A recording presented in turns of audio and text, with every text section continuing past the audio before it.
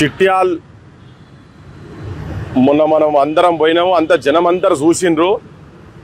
చట్టము ఉన్నోని చుట్టము.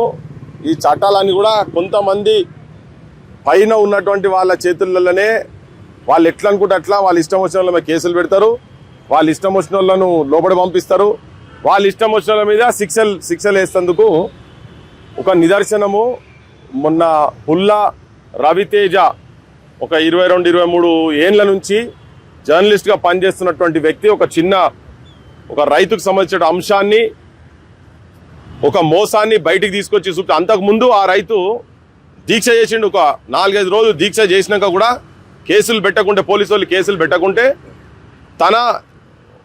ఈ పుల్లా రవితేజ తన దగ్గరికి పోతే ఆయన దాన్ని ఒక వీడియో తీసి వాళ్ళ ఛానల్లో వేస్తే, అరే నువ్వు ఎట్లేస్తావురా, మా మీద వేస్తావు, ఎట్లేస్తావురా అని చెప్పని అతి కిరాతకంగా, అతి నీచంగా ఇప్పుడు 80 ఏండ్ల స్వతంత్ర దేశంలో గుండాలు, ఎవరు కాంగ్రెస్ గుండాలు, కాంగ్రెస్ పార్టీ ప్రధాన కార్యదర్శి వంశీకృష్ణ, మధువంశీ అనేటైనా ఆయన గ్యాంగ్తో వచ్చి బగ్గా దాగి రాత్రి 10:30కు వచ్చి దాడి చేసి భార్యాభర్తలని ఇద్దరిని ఘోరంగా కొట్టి కింద పడేసి తొక్కి, ఆడబిడ్డ ఒక మాదిగ ఆడబిడ్డను గొంతు పట్టి పిసికి ముక్కు మూసి, నోరు మూసి, ముక్కు శ్వాస పోనీయకుండా ముక్కు కూడా ఇట్లా పట్టుకొని బయటికి ఒర్రితే చుట్టుపక్కల వాళ్ళు జమ అవుతారనే ఉద్దేశంతో అట్లా కానీయకుండా చేసి అడ్డగోలుగా కొట్టిన తర్వాత ఇదంతా ఎవరు కూడా అక్కడ లోకలోళ్ళు స్పందించినా ఇక్కడ దాకా పెద్ద ఎత్తున అది ఇష్యూ కాలేదని తెలిసి మేము అందరం పోయినాం.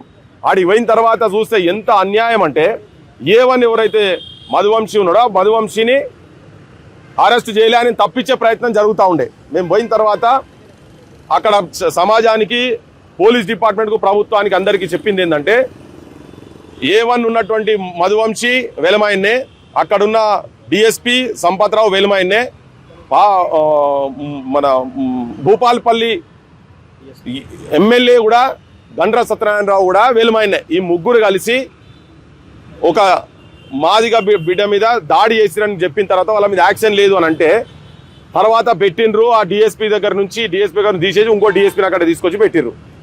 కానీ ఇప్పుడు మేము మొన్న రౌండ్ టేబుల్లో పెట్టి మేము డిమాండ్ చేసింది ఏంటంటే, ఎట్టి పరిస్థితులల్లో ఆ డిఎస్పీ మీద చర్య జరగాలి. ఎందుకంటే ఆయన కాపాడే ప్రయత్నం చేస్తున్నాడని క్లియర్ కట్గా తెలిసింది. డిపార్ట్మెంట్ కూడా అది గ్రహించి ఆయన పక్కకు పడేసి ఇంకొక పక్క పోలీస్ స్టేషన్ డిఎస్పీని తీసుకొచ్చి ఎంక్వైరీ ఆఫీసర్గా పెట్టిండు. ఎంక్వైరీ ఆఫీసర్గా పెట్టిన 24 గంటలనే ఆయన తేల్చేసిండు. ఏవని ఈయననే మధువంశీ అన్నాడు, అరెస్ట్ చేసిండ్రు, బొక్కల వారేసిండ్రు. ఇప్పుడు శిక్ష ఎవరికి జరగాలి? తప్పెవరు దీనిలా? పక్కా డిఎస్పీ. ఈ డిఎస్పీ సంపత్రావు మీద శిక్ష పడేది పోయి ఒక సిఐని బలి చేసిరాడా. సరే మీరు నార్మల్ రెగ్యులర్ ట్రాన్స్ఫర్ అని చెప్పని అదంతా పెడతారు కావచ్చు, నేను దానిలోకి నేను బోదలుచుకోలే. కానీ ఎవరి అంటే అసలు ముద్దాయిని వదిలిపెట్టి, అసలు దోషిని వదిలిపెట్టి మీరు తప్పులేని వాళ్ళ మీద శిక్షలు వేసిరు కదా, మరి ఈయన సంగతి ఏంటిది? అంటే ఇప్పుడు ఈయన ముఖ్యమంత్రి దగ్గర నుంచి అండ ఉన్నది ఈయనకు అని చెప్పి చెప్తున్నారు. మరి మాకు తెలియదు. మరిగా ముఖ్యమంత్రి చెప్తాడు ఎల్మరాజ్యం అని చెప్పి బాగా ఎన్నికల ముందు మాట్లాడిండు. సగం బస్త ముచ్చట్లయితే నేను ఆల్రెడీ చెప్పే ఉన్నాం. ఎవరి మీద వేటు వాడ పడాలి, ప్రజలు కూడా గమనించాల్సిన అవసరం ఉన్నది. ఏంటంటే, సంపత్రావు డిఎస్పీ మీద ఆయన ట్రాన్స్ఫర్ చేస్తారా, ఆయన మీద ఎంక్వైరీ చేయాలని చెప్పాలంటే ఉన్న సీఐని తీసి పక్కకు పడేసారు. మేము అంటున్నది ఏంటంటే, ఉన్నోళ్ళ చేతులల్లో అధికారం ఉన్నది. ఇప్పుడు వీళ్ళు ఆపోజిషన్లో ఉన్నా ఇంకా వాళ్ళదే నడుస్తున్నది. గండ్ర సత్యనారాయణరావు ముఖ్యమంత్రి రేవంత్ రెడ్డి అండతోటి ఆయన రాజ్యం నడుపుతున్నాడు. అక్కడ ఆయన సంపత్రావును ట్రాన్స్ఫర్ సస్పెండ్ పక్కకు పడేసేయి, ట్రాన్స్ఫర్ కూడా చేయనీయకుండా కాపాడుతున్నాడు. ఇది మేము దీన్ని అంత ఈజీగా వదిలిపెట్టే పరిస్థితి లేదు. మేము దీని విషయంలో 7 దాకా అంటే 8 దాకా పోతాం అవసరం అయితే. ఇది జరిగిన నెక్స్ట్ డేనే మేము ప్రెస్ రౌండ్ టేబుల్ పెట్టిన నెక్స్ట్ డేనే సిఐ ట్రాన్స్ఫర్ అవుతాడు, వేరే డిపార్ట్మెంట్ పోతాడు, లూప్ లైన్లో పడేస్తాడు, ఇంటెలిజెన్స్లో పడేసారట ఆయన. కానీ సంపత్రావు మాత్రం ఆడనే ఉన్నాడు. ఇంకోటి ఇక్కడ ముత్తు యాదవ్ ముచ్చట, ఆయన ఏదో అశ్రద్ధ చేసిందని చెప్పి సస్పెండ్ చేసింది కదా. ముఖ్యమంత్రి గారు పోక్సో కేసు కింద పేరెంట్స్ పోయి పోలీస్ స్టేషన్లో పోయి కంప్లైంట్ ఇస్తే, ఎవరి మీద?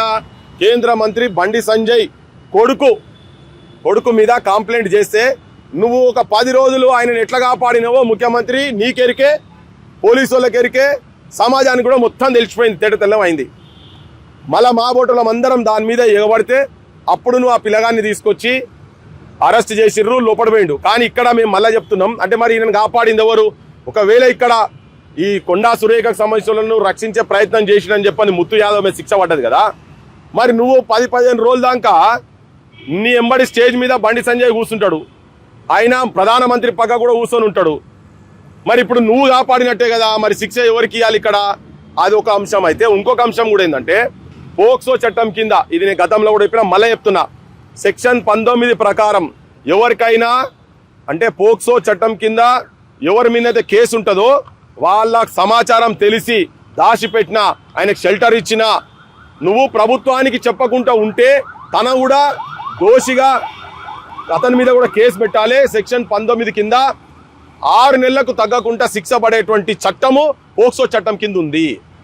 ఈయనే బండి సంజయ్ అంటే ఆయనే ఆ పిల్లగాన్ని సరెండర్ చేసేటప్పుడు ఆయనే బండి సంజయ్ కేంద్ర మంత్రి స్టేట్మెంట్ ఏమిస్తాడంటే, నేను మా వాళ్ళు అడ్వకేట్లు అన్నారు బెయిల్ వస్తుందంటే ఇన్ని రోజులు ఆపినాము, ఇక బెయిల్ రాదని తెలిసిన తర్వాత సరెండర్ చేస్తున్నా అని చెప్పిన. అంటే ఆయనకు సమాచారం మొత్తం తెలుసు, ఆయన దగ్గరనే ఉన్న. నేను డాక్టర్ పేరు కూడా చెప్పిన, ఢిల్లీలో ఎవరి దగ్గర పెట్టిండ్రు, ఎప్పుడు రెగ్యులర్గా బండి సంజయ్తో ఎవరెవరు కాంటాక్ట్లో ఉన్నారని చెప్పినాం.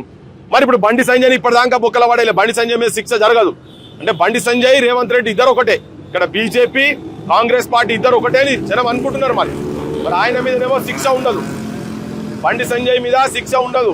ఇప్పటిదాకా బండి సంజయ్ బయటనే తిరుగుతుంటాడు. కానీ ఒక ముత్తు యాదవ్ అనేట ఆయనను ఇక్కడ జూబ్లీహిల్స్ సిఐని ఎంత చిన్న పానమైనది గాయనను పట్టుకొని నువ్వు నిజంగా తెలుసుకుని కమిషనర్ తీసి పడేసాయి.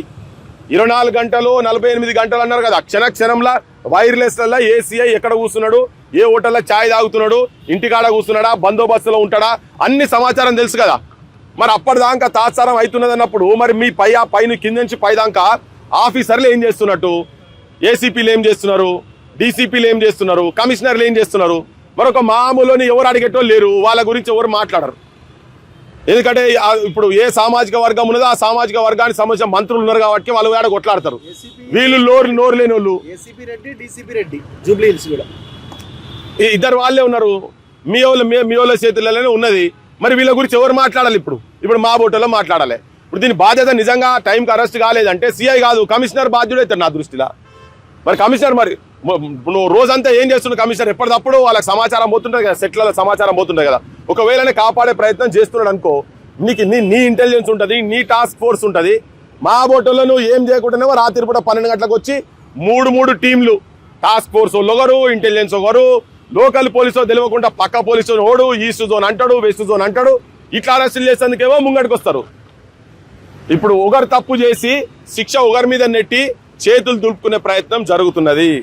ఈ 2 ఇష్యూస్లల్లా ఇక్కడ ముత్తు యాదవ్ను మీద వేటేసుడు అనేది, సస్పెండ్ చేసుడు అనేది సమాజం మొత్తం గ్రహించాలి. చూడండి చట్టాలు ఎట్లా అవుతున్నాయి. ప్రజాప్రభుత్వంలో పేదోళ్ళు నిన్న మొన్ననే చదువుకొని ఏదో కొన్ని పొజిషన్లోకి వచ్చేటువంటి వాళ్ళు ఇంకా ఎట్లా బలవుతున్నారో, ఈ అధికార అహంకారంతో అధికార దుర్వినియోగం ఎట్లా చేస్తున్నారు. హోం మంత్రి, ముఖ్యమంత్రి ఇది 2 రేవంత్ రెడ్డి కాబట్టి రేవంత్ రెడ్డిని నువ్వు వెంటనే ఆయన సస్పెన్షన్ రివోక్ చేసి మరి ఇంకెవరి మీద పై ఆఫీసర్ల మీద ఎవరి మీద వేటేస్తావో వేయాలి, శిక్ష ఎవరికి వేస్తావో. అక్కడ కూడా సంపత్ రావును ఇమ్మీడియట్ గా ఆయన మీద ఎంక్వైరీ చేయాలని చెప్పినాము.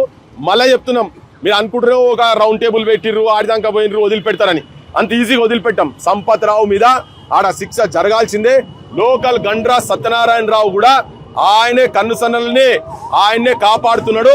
ఆయనే సంపత్ రావును కంటికి రెప్ప లెక్క కాపాడుతున్నాడు. ఈ ఎమ్మెల్యేను ముఖ్యమంత్రి కాపాడుతున్నాడు. వీళ్ళందరూ దోషులే అని చెప్పి చెప్పదలుచుకున్నాం.